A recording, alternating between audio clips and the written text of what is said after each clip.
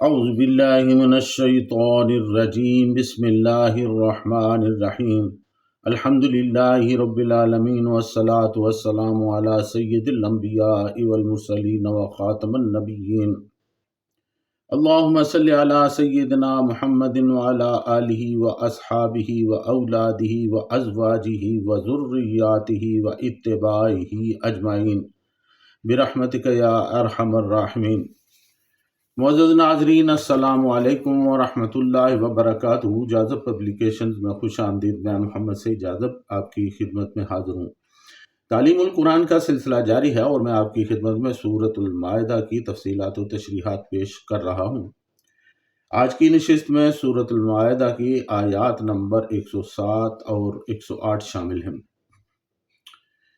ارشاد باری تعالیٰ فَإِنَّ عُثِرَ عَلَىٰ أَنَّهُمْ اسْتَحَقَّا إِثْمًا فَآخَرَانِ يَقُومَانِ مَقَامَهُمَا من الذين استحق عليهم الأوليان فيقسمان بالله لشهادتنا أحق من شهادتهما وما اعتدينا إنا إذا لمن الظالمين ذلك أدنى أن يأتوا بالشهادة على وجهها أو يخافوا ان ترد ایمان بعد ایمانہم واتقوا اللہ واسمعوا واللہ لا یہدی القوم الفاسقین۔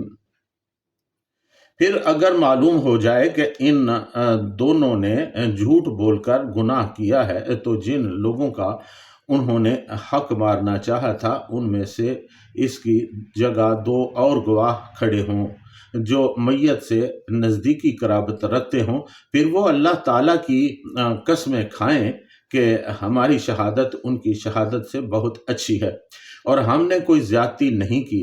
اگر ایسا کیا ہو تو ہم ظالموں میں سے ہوں گے۔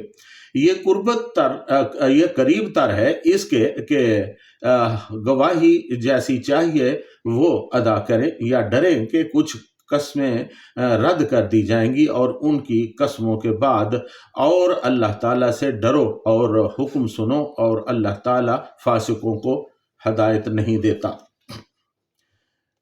فَإِنَّ عُثِرَ عَلَىٰ أَنَّهُمْ اسْتَحَقَّا إِثْمًا، پھر اگر معلوم ہو جائے کہ ان دونوں نے جھوٹ بول کر گناہ کیا ہے، یعنی انہوں نے اپنی خیانت کی وجہ سے ایسا فعل کیا ہے جو موجب گناہ ہے۔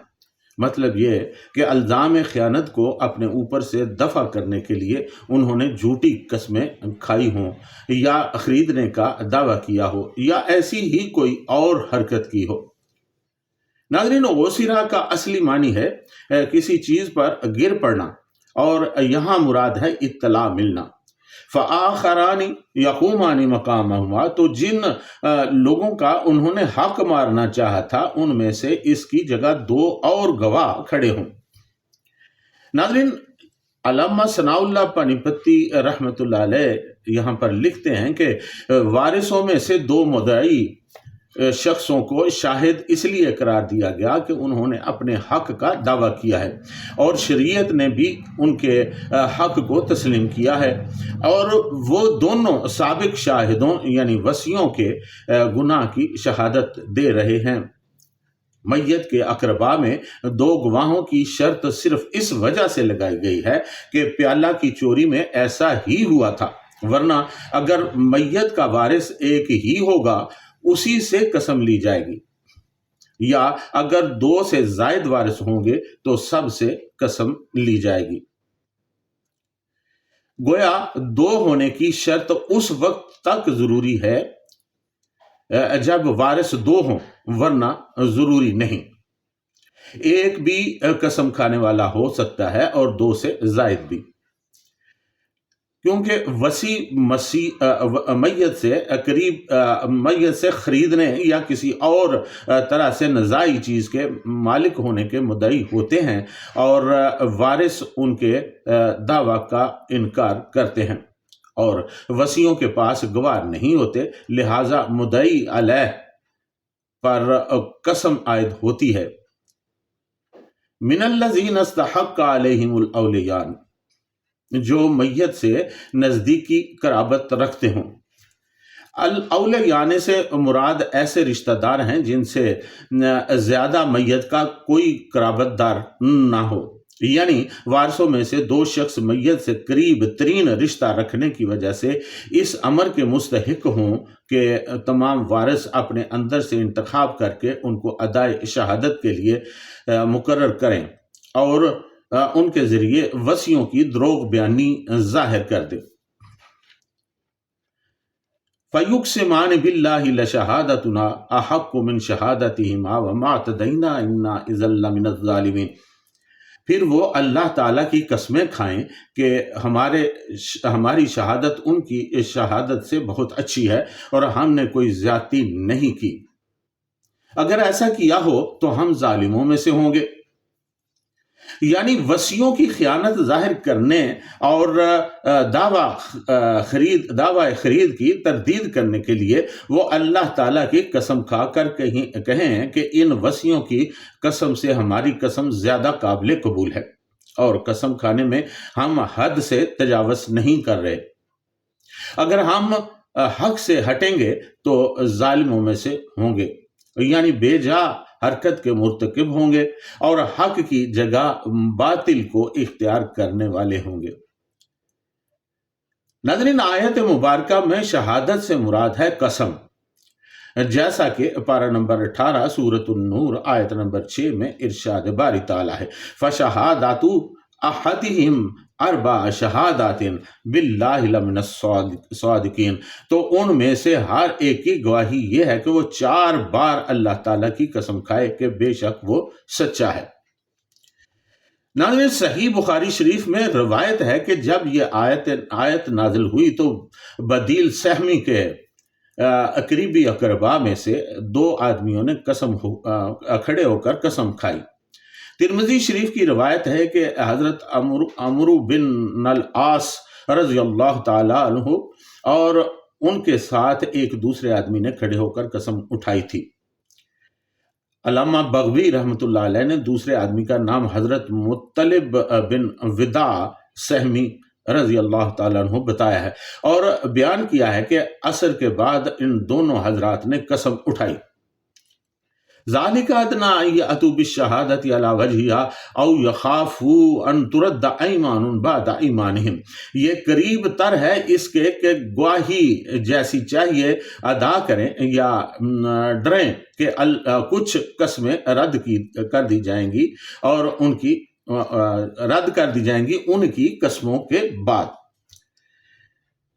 یعنی متبادل شہادت کے متعلق فرمایا کہ یہ اس بات کے زیادہ قریب ہے کہ گواہ ٹھیک گواہی دیں اور انہیں خوف ہو کہ ان کی قسمیں دوسرے آدمیوں کی قسموں کے بعد رد نہ کر دی جائیں، یعنی اس خوف سے غلط بیانی نہ کر سکیں کہ ان کی گواہی بھی غلط ثابت ہو سکتی ہے اور اس کی بجائے متبادل شہادت پر فیصلہ ہو سکتا ہے۔ اس طرح انہیں لوگوں کے سامنے رسوا ہونا پڑے گا اور سوسائٹی میں ان کا وقار گر جائے گا۔ ناظرین، مفتی ابو صالح محمد قاسم قادری عطاری رحمۃ اللہ علیہ یہاں پر لکھتے ہیں کہ فی زمانہ لوگوں کی حالت ابتر ہو چکی ہے۔ ان کے نزدیک جھوٹی قسم کھانا، جھوٹی گواہی دینا، جھوٹے مقدمات میں پھنسا کر اپنے مسلمان بھائیوں کی عزت تار کر دینا، لوہے کی سنگین سلاخوں کے پیچھے لاچارگی کی زندگی گزارنے پر مجبور کر دینا، اپنے مسلمان بھائیوں کا ناحق مال ہڑپ کر جانا، گویا کہ یہ سب جرائم کی فہرست میں شامل ہی نہیں۔ اس دنیا کی فانی زندگی کو حرف آخر سمجھ بیٹھنا عقل مندی نہیں، نادانی اور بے وقوفی کی انتہا ہے۔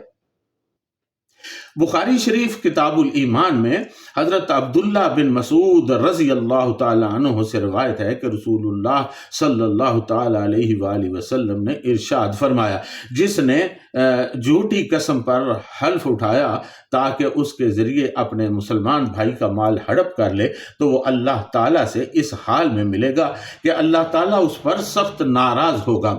اسی طرح سنن ابن ماجہ کتاب الاحکام میں حضرت عبداللہ بن عمر رضی اللہ تعالیٰ عنہ سے روایت ہے کہ رسول اللہ صلی اللہ تعالیٰ علیہ وآلہ وسلم نے ارشاد فرمایا کہ جھوٹے گواہ کے قدم ہٹنے بھی نہ پائیں گے کہ اللہ تعالیٰ اس کے لیے جہنم واجب کر دے گا۔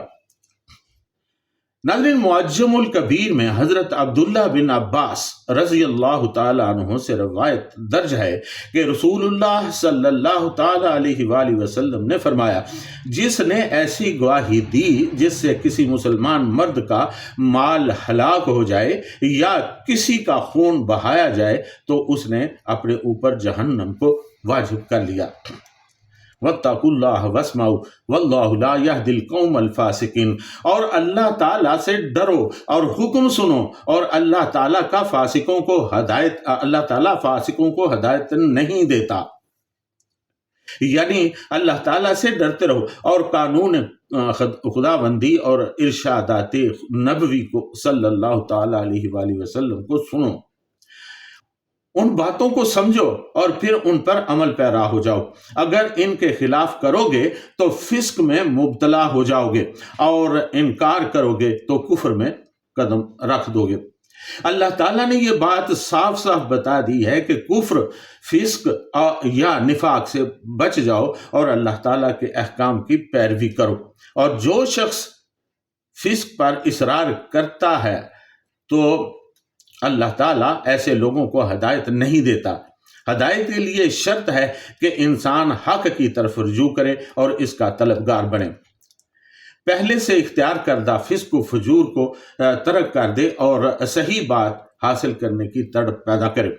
ایسے لوگوں کے لیے اللہ تعالیٰ ہدایت کا راستہ واضح کر دیتا ہے اور فسق کرنے والوں کو ان کے حال پر چھوڑ دیتا ہے۔ ناظرین، آج کے دور میں ہمارے آج کل جو وتیرہ ہے ہم مسلمان بہنوں بھائیوں کا، بات بات پہ قسم اٹھاتے ہیں، لا یعنی قسمیں بھی اٹھاتے ہیں اور جان بوجھ کر بھی قسمیں اٹھاتے ہیں، صرف اپنے آپ کو سرخرو کرنے کے لیے، یا کسی کی خاطر جھوٹی قسم اٹھانے سے دریغ نہیں کرتے۔ ناظرین، وراثت کے معاملات میں بھی ایسا ہی ہے، وصیت کے معاملات میں بھی ایسا ہی ہے، لیکن اللہ تعالیٰ کے احکام بڑے واضح ہیں۔ اللہ تعالیٰ نے صریحاً منع کر دیا ہے کہ کوئی بھی جھوٹی قسم نہ اٹھائے، ورنہ اس کا حشر قیامت کے روز بہت ہی برا ہوگا، ایک آگ کے عذاب سے گزرنا ہوگا، وہ آگ جو لا انتہائی ہے، جو کبھی نہ ختم ہونے والی ہے، ہمیشہ ہمیشہ کے لیے اس کے اندر جلنا ہوگا، سڑنا ہوگا۔ تو ناظرین، جھوٹی قسمیں کھانے سے پرہیز کرنا پڑے گا اور سچ کا ساتھ دینا بہت ضروری ہے۔ اللہ تعالیٰ سے آخر میں دعا ہے کہ اللہ تعالیٰ ہمیں ان باتوں پر عمل کرنے کی توفیق عطا فرمائے۔ اللہ ہمیں قرآن مجید کی ان آیات کی تفصیلات سمجھنے کی اور ان پر پھر عمل کرنے کی بھی توفیق عطا فرمائے۔ اور ناظرین، اللہ تعالیٰ سے یہ بھی دعا ہے کہ اللہ تعالیٰ ہمیں نبی کریم صلی اللہ تعالیٰ علیہ وآلہ وسلم کے اسوہ حسنہ پر چلنے کی توفیق عطا فرمائے، ان کے ارشادات کو سمجھنے کی اور ان پر بھی عمل کرنے کی توفیق عطا فرمائے، صحابہ اکرام رضوان اللہ تعالیٰ علیہم اجمعین کے نقش قدم پر چلنے کی بھی اللہ تعالیٰ ہمیں توفیق عطا فرمائے، ہمیں شر شیطان سے رب کریم بچائے اور شر نفس سے بھی بچائے، کہ یہ شرور ایسے ہیں کہ جو ہماری عاقبت کے لیے بہت ہی مضر ہیں۔ اس کے ساتھ ہی آج کی نشست میں اجازت، وما علینا الا البلاغ المبین۔